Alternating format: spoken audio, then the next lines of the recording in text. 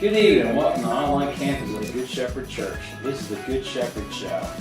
Tonight's lineup includes, back by popular demand, we welcome back Sister Mary Ann Lawrence to talk about the missionaries of the Sacred Heart. A special behind-the-scenes look at our green-faced confessionals and Stump the Priest questions and answers.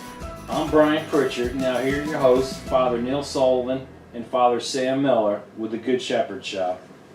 Hey everybody, welcome to our Sacred Heart edition of the Good Shepherd Show. We're here in June, just finished celebrating the Feast of the Sacred Heart and the Feast of the Immaculate Heart of Mary, and so we're glad to share this night with you in this special month dedicated to the love of Jesus. So glad you're here. Father, how's your week going so far? I'm doing very well. I had to have 2 lollipops from our basket today, one for the Sacred Heart, one for the Immaculate Heart. I figured that was very appropriate, a nice touch for everyone at this past Father's Day Mass and everything. Yep, and they weren't left over from Valentine's Day. They were fresh, right out of the oven, almost. And we hope you got your donuts as well for donuts for dads on Father's Day and had a great Father's Day. So we're working really hard here at Good Shepherd to keep us going, really developing our online campus. Typically, the end of the academic year is a chance to prepare for the next year ahead. And so in a church, there really are kind of a number of years. There's the liturgical year, there's the calendar year, there's the fiscal year, and then there's what we like to call as well then the ministry year. And so the ministry year is that year of programming and activities and events and all those things that take place in a parish in the course of the year. And for us here at Good Shepherd, that year will begin on August 1st. With an incredible year ahead of us with all kinds of great things, especially through our online campus with all types of dynamic, creative, and fun ways of exploring and growing and knowing our faith, and well as exploring, growing, and knowing the community that we share together. So really a great time for us. But tonight we're going to focus really on the Sacred Heart of Jesus during this special month for the Sacred Heart. And Father has a very special interview tonight with someone very special in our parish. She's very close to all of our hearts. We know her very well. Her name is Sister Mary Ann Lawrence, and we will be taking a look at an interview with her about her missionary order, the Missionaries of the Sacred Heart. Let's roll it. Well, good evening, Sister. Good evening, Father. Thank you for inviting me here. You're very welcome. We figured since it was the month of June, the month of the Sacred Heart, that we would have you explain a little bit to us about your order, the Missionaries of the Sacred Heart of Jesus, right? Absolutely, and I appreciate that because we just did celebrate our big feast day last Friday. Yes, we did.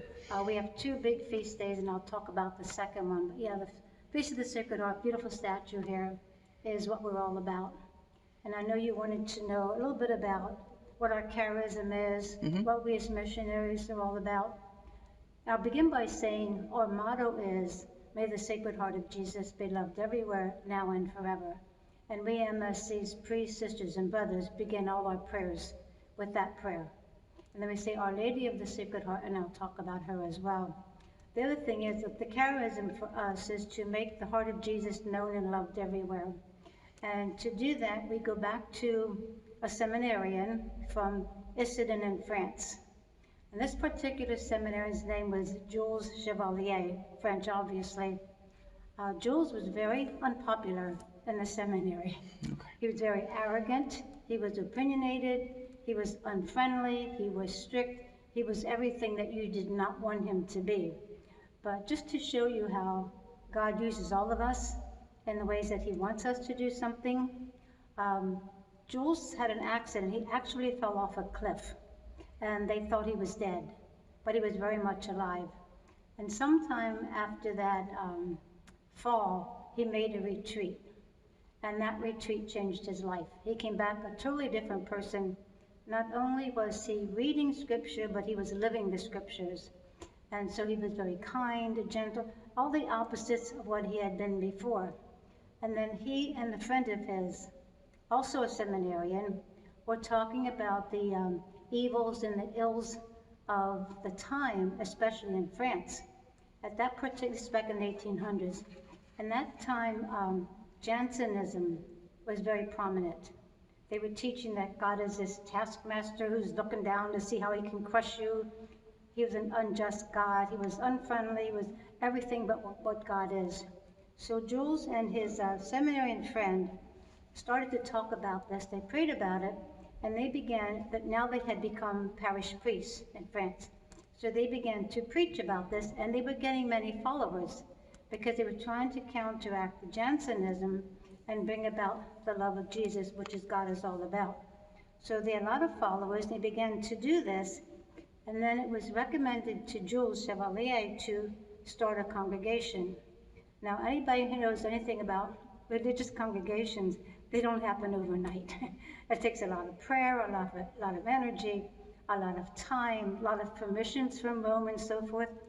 To make a long story short, Jules and his friends decided they would start this congregation, which they did in 1854 with the approval of the Pope and the Vatican and so forth. And they called themselves the Missionaries of the Sacred Heart. Now, Jules had a great devotion to Mary, and it was he who gave her the title Our Lady of the Sacred Heart, because what he did in his homilies and in his preaching was to talk about the relationship of Mary with Jesus and Jesus with Mary, and that whole concept of the love between the two. So devotion to the Sacred Heart and to Our Lady of the Sacred Heart began to spread. The priests were still in France. They went to Belgium, they went to Holland and Germany and different parts of Europe. And that's how this devotion to the Sacred Heart had spread. But when he gave that title to Our Lady of the Sacred Heart, you just can't do that overnight. You had to get that accepted by Rome, which they accepted, and that's how we look at Our Lady of the Sacred Heart. And so as time went on, like I say, the missionaries began to spread. This was 1854 when they were started. In 1881, they began to send missionaries down to South Pacific, Marshall Islands, what's now Papua New Guinea. Papua and New Guinea used to be two separate, and some years ago they were combined, so our missionaries went down there. And then one of the priests who became an MSc priest was from Holland, and his name was Hubert Linkens. And so Hubert Linkens became a missionary of the Sacred Heart. And so then the priests and the brothers, as they were working, decided, you know, when we need to evangelize and spread God's love, we need women to help us. So Hubert Linkens had already been the mission procurator for the MSc priests and brothers, so it was kind of up to him to do something about it. So he contacted a number of religious congregations that are much older than ours. We're one of the younger ones. And he contacted them to see, you know, would you give us a couple sisters to work with us? And all the congregations said, no, we're not going to give you anybody. So he said, okay, then we start our own. So that's how the missionaries, Sisters of the Sacred Heart, were started. This was a priest from Holland who found about this, went back to Germany. That was one of the mission fields then, and founded the sisters, the Missionary Sisters of the Sacred Heart. Now this was in 1900.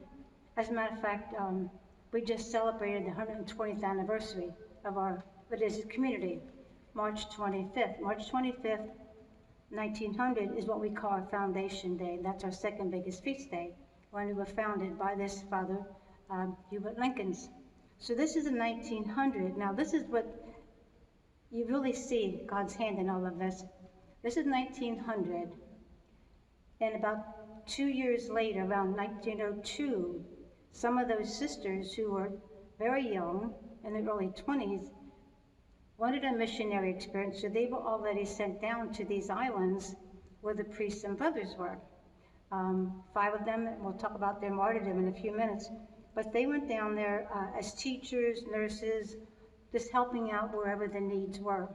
And we have to remember there were a lot of islands where the missionaries went, so to get from one island to another, they had to go by boat. Well, it was more like a canoe. I've seen pictures, you know, and it was very treacherous because these are small canoes. They'd have one of the natives standing there with his oar, you know, getting them from island to island. So they would maybe spend 6-8 weeks in one island, you know, helping the people with all the physical, spiritual needs, evangelization, and so forth. So anyhow, the sisters were down there about 1902. 2 years later, 1904. Now remember, these sisters are from Germany, brand new down there, and really real deep missionaries, trying to help the people whatever way they could, and did a magnificent job. And then some of the natives converted to Catholicism. And one of the natives was already married, and he went to Father Rasha. Father Rasha was the one who had already been there, MSC, and then was working with his sisters when they came down. So this native goes to Father and said he wants another wife. Of course, Father said, you know, you can't do that. Well, he got very angry. And so he decided in his mind he's going to kill these missionaries. So he set up this horrible plan. He had some natives who were siding with him, that it was okay to do what he was doing, that he could have another wife. And they set aside this date. It was August 13th, 1904. So we sisters were only 4 years old at that time. So he had this plan, August 13th, we're going to kill 10 of these missionaries. And so each one of his cohorts had one of the missionaries to kill. We don't know exactly how they killed them, but it was 5 of our sisters that were killed, 3 priests. One was an MSC priest, one was a Trappist brother, and I'm not sure what the other religious congregation the other 3 men belonged to. But anyhow, one sister was in the chapel working at the altar like we would do here. She was killed there.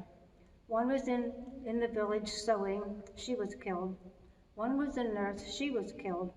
And then there were 2 sisters here who had come from another island just for a short holiday with this group, and those 2 were killed. Now, 2 of the other sisters who were working on this particular island had taken the kids out that day for a fun excursion, so they were spared. And there were, like I say, the 5 priests, brothers, and the 5 sisters. And this happened in what was called the Baining Mountains, that's B-A-I-N-I-N-G. So we refer to them as our Baining martyrs. So their cause is up for canonization. Right now it's at a standstill, so we're not exactly sure, you know, where it's going to go from here, but we're hoping someday to have them canonized. One of the questions is, well, of course the pandemic, that does everything, but the other question is, did they really die for their faith? Sure. And yeah, I'm saying yes because it's my community. But at any rate, we're hoping that's going to happen. The cause just came up some years ago. So the question then is, what do we as MSCs do? What kind of ministry do we have? Right now, we are in 20 different countries around the world. We're, of course, the United States, we're in South Africa, Korea, India, Mexico, Papua New Guinea, and, you know, all over the place. And so whatever need there is, if at all possible, we're going to fulfill it. It isn't just education or pastoral ministry, it's home health care, it's nursing. One of our sisters started a halfway house up in Bethlehem, Pennsylvania, about 25 years ago, and for the prisoners coming out. So that's her program. I myself worked in the field of gerontology for 12 years. I'm not just, you know, doing teaching and all that kind of stuff. But wherever the need is, if there's any way possible we can do it, we're going to do it.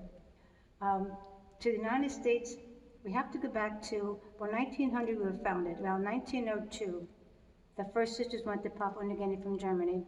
1904 was the martyrdom. And then, I don't know exactly how this happened, but in 1908, the United States was still considered a mission territory. It was not yet, because we, you know, we're comparatively young compared to some of those countries. So we were still a mission territory. So the priest up in Lansford, those of you who know the coal regions up north from here, Slovak parish, wanted help and wanted some sisters. So somehow he found out about the missionaries. Now this is an interesting story too, how God works. Here were some sisters who came. Now remember, our community is only 8 years old right now. They came from Germany, knowing German, and I'm sure they would have had some preparation for missionary work, didn't know much about the English language, and they went to a Slovak parish. And they taught the kids in the Slovak school in the parish, prepared them for the sacrament, lived very, very, very poorly. When they first got here, there was supposed to be some kind of a convent for them, and there was nothing here when they got to Lansford. So that was another story for another time. But anyhow, they started in 1908, and then in 1910, we had our first mother house up in Reading. That building has been raised in the meantime. It was too old, so forth. So we have our present mother house up there. But to continue our ministry, about 12, 13 years ago, a large portion of our mother house was converted into an assisted living facility. So we have 40-some lay residents up there. So that's part of our ministry right now, to work with the elderly. And as I said, wherever there is a mission that is needed, many of our parishioners and our teachers know Sister Lisa. She travels all over, and she comes, she came every year, Catholic Schools Week, and did a magnificent job. So she takes groups, some as much as 5 times, 6 times a year, down to Dominican Republic, and she takes these college kids down. And like lots of times in school, we would give her notebooks and pencils and erasers, things that the kids down there didn't have. So when the kids go down, they're allowed one big duffel bag. So they take the minimum clothing, and the rest of the duffel bag is filled with things to give to the poor children down there. So that's how, and she does that, like I say, over and over and over again. A real mission. She told us this story one time, and she showed us slides in one of her visits. She used to go to Haiti a lot, and then they had that terrible, I guess it was an earthquake, and she showed pictures, and the devastation was nothing but bubble everywhere. But in front of one of the churches, there was this huge crucifix was standing there, perfectly intact. Nothing happened to that. But the story that she told that still grips me is, they were so poor. There was a lady, and she showed the picture of a lady, she had slides. The lady sitting there selling mud balls as food. They were like little donuts, like 5 cents, and people would buy them. This was mud, and that's all they had to eat. And that story still grips me when I see that. It was a true story. But then what happened some years after that, the terrorists came in, and they threatened to kill all the missionaries, priests, sisters, and brothers. So we don't go down there anymore. So Sister Lisa basically goes to the Dominican Republic. But to get back to your original question, yeah, what was our focus? Our focus is, look at that statue, to make the heart of Jesus known and loved everywhere, with our motto, may the Sacred Heart of Jesus be loved everywhere. And we missionaries say, we missionaries of the Sacred Heart are called to, serve God and so forth as missionaries of the Sacred Heart. So from the beginning, 1854, when Jules Chevalier started the Priests and Brothers, and then Hubert Lincoln in 1900 founding us, that has been our goal all this time too. So we try as best we can to make the love of the heart of Jesus known, and reciprocate our love for him, vice versa. And then as missionaries in my religious community, to do what we can to help people out and extend that love, just like Jules Chevalier started, way back 1854, well, prior to 1854, when he and his missionaries. But again, to see God's work, the kind of person he was in the seminary, Right. where nobody liked him, and yet God's plan was, this is for you. This is what you're going to do for me. And it just tells me again how important it is to be open when God speaks to us. Sure. In whatever way that may be. It could be scripture, it could be just something happening, an event, or something we read or heard. But anyhow, to respond to your question, our goal is as missionaries to make the heart of Jesus known and loved everywhere. Excellent. Very good. Yeah, it's amazing to see this kind of order spring up. It's you're 120 years old. That's an impressive legacy to have as an order. So. And when you think, I say we're one of the younger congregations, because you have the Benedictines and those way back, centuries old, and so we are comparatively young. But it's not the age or the time, it's God's time. Yep. And it was 1854 and it was 1900 when God had this plan. So that's kind of neat to know that, this was God's plan, and he had the people to carry it out who did carry it out. Very good. For all of us. All right. Well, thank you, sister, so much for telling us the story of your order, especially on this month, in this month of June, and drawing attention once again. You're fulfilling your mission already to make the heart of Jesus known and loved. I appreciate you asking me, because I came as a surprise this morning. I did not expect that. And I thought, well, let me think about it. And I thought, I love my community. I mean, I live and die for it. Almost my whole life has been an MSC, so I was so happy and appreciative that night, 6-7 weeks ago, when I could talk about my own vocation, but then to talk about the worldwide congregation, how we got started and so forth. That was just very special, and I appreciate you letting me do that, so thank you so much. You're very welcome. Thanks for coming on. Thank you. That was great. Wow, amazing work. What a gift religious women are to the church in so many ways, and the importance of consecrated life. When we think about the millions of lives and millions of hearts that their hearts have touched, certainly directly, but then the people that they've taught and served, nursed, evangelized, how their hearts have changed the world too. It's amazing. So, Father, we have another behind-the-scenes look this week. What do you have for us today? So we, in the green phase, have changed up our confessionals a little bit. I'm sure a lot of you have seen them already, but for those of you who might be a little, you don't want to get your feet wet quite yet, but you want to see how it looks, I decided to go back behind the scenes to show you what our confessionals look like. Let's roll it.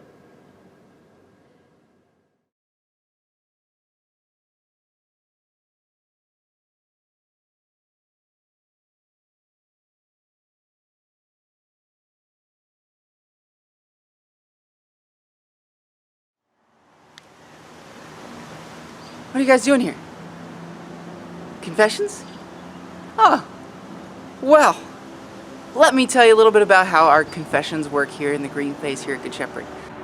We're standing outside our C entrance. As you know, we have 4 different doors, A, B, C, and D. And for confessions, it makes sense. Confessions at the C door. Confession starts with a C, confessions at the C door. So you guys come in through this way to get into confession. Let's take a look. Gosh, you guys are quick. Well, this is the entrance to the C door, as I'm sure you are all well aware. And our seminarians will greet you here. So, you come through this entrance, and a seminarian will wait for you around here, and they'll point you at one of our 3 confessionals. Confessional A, B, and C. We like our letters here. In order to ensure everyone's privacy, music is played out here in the lobby. This is to muffle any confession sounds that you might hear, so nobody has to hear any confessions. Fun fact, if a confession is overheard by any of us, lay or a priest or otherwise, believe it or not, we are all bound by the seal of confession. So we should all, if you accidentally mistakenly ever hear a confession by accident, hopefully never intentionally, if you ever hear a confession, you are bound by that seal, and you are bound to never break that seal. The seminarians are busy today, so I would be sitting in that chair if I'd had my, if I was going to pretend to be me in a priest thing, doing priest stuff. But as you guys can tell, that's just, I'm not there. But let's take a look. Let's get a closer look at what the confessionals look like. In order to maintain and comply with diocesan and state regulations, the area is well ventilated. However, we ask that you maintain yourself behind the screen. We ask that you remain behind the screen and do your confession from there. And so you'll be behind the screen. So I'll be this side, so. Can you see me? I don't know. So I'll be behind here, and the other priest will be behind there. We understand that many of you may have been away from confession for a while, so we've invited 2 other priests to come help hear confessions during this time, in case we have, a number of confessions. That way we can hear them all in a timely manner and get through them with enough time to be able to sanitize before Mass begins at 5. As you know, confessions are from 3 to 4 p.m. on Saturdays, and the doors close at 4, so we can do confessions so we are up until that time, and then we can sanitize afterwards. Many of you have heard me say that confession and communion are the surest and safest ways to get to heaven. And so we want to make sure that in this physical sense too, that communion and confession are the safest ways for us to receive them. We have made all these precautions for our safety and for our health. We thank you, Father Sullivan and I, from the bottom of our hearts, for your patience, for your faithfulness, for your holiness during these strange times. We thank you also for your dedication to our parish, and I want to thank you personally for your love of these sacraments that are so beautiful and so good for our souls. So keep Father Sullivan and myself in your prayers as we keep rolling through this green phase, which isn't the all clear, but it's close. We're hoping. So keep praying. The doors of our church, the doors to confession, and the doors of our hearts are open to you. Thank you.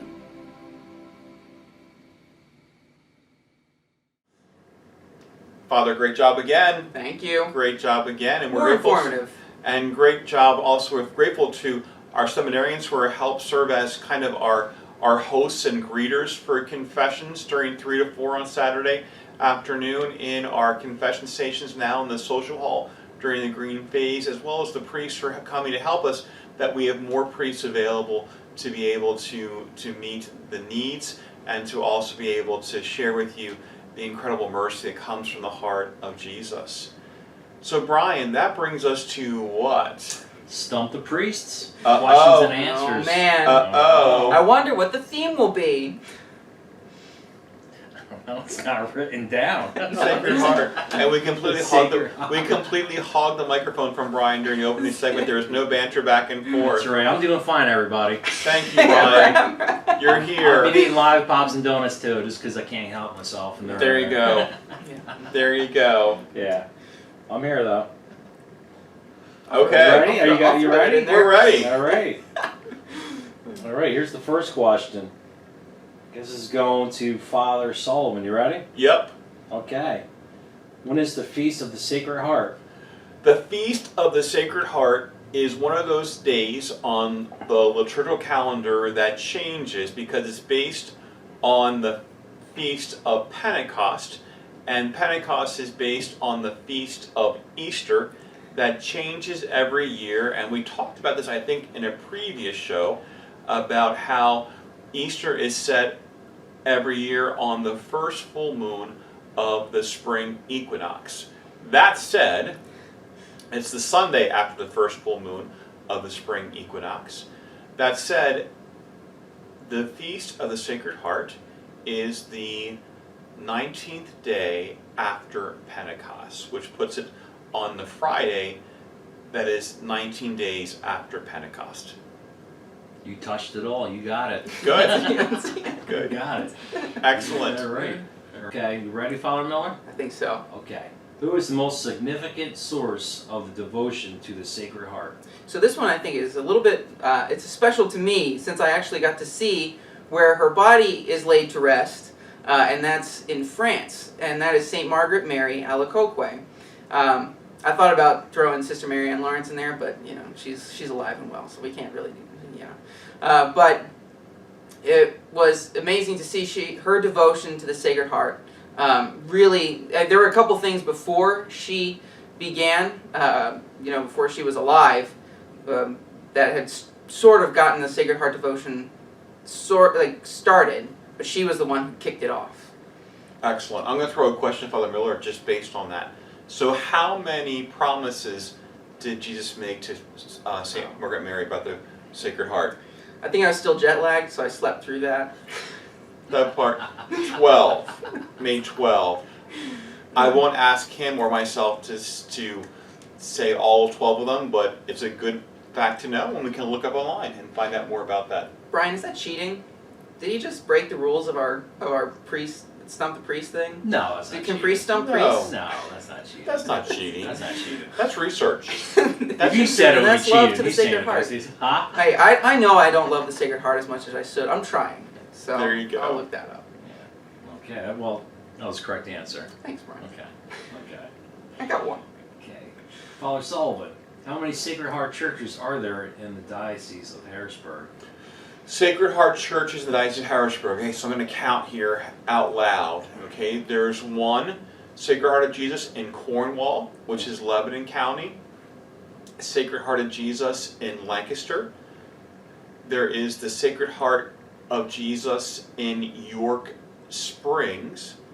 There's the Sacred Heart Basilica in Conawago, which is a very historic church that is, I think, the longest standing stone church in our country. It was founded as Jesuit missionaries in a very historic place there in Adams County, York County area in Conawago. Worth a trip. It's a beautiful little place. There is also then Sacred Heart in Lewistown, a Sacred Heart Church in Lewisburg, Mm-hmm. and then there was a Sacred Heart Church in Harrisburg, and that is no longer open. And then there is another Sacred Heart, it's Villa Sacred Heart, which is the mother house of the Sisters of St. Cyril and Methodius in Danville. So those are the ones. So there's 7, 8, depending on how you look at it.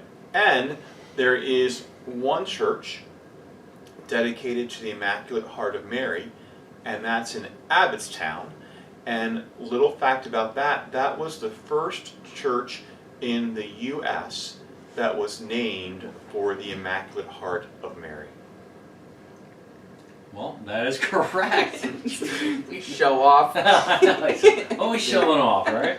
It's all those years of That's- traveling with the bishops to different churches Absolutely, yeah. knowing where they were and a little bit about them. Yeah. I hear Sacred Heart in Lewisburg and Sacred Heart in Lewistown get each other's mail. They get very confused, but you know what it is? The burg is on the east side of the river, and the town is on the west side of the river. Oh, okay. So that's how you discern them. Okay. That's correct. Okay.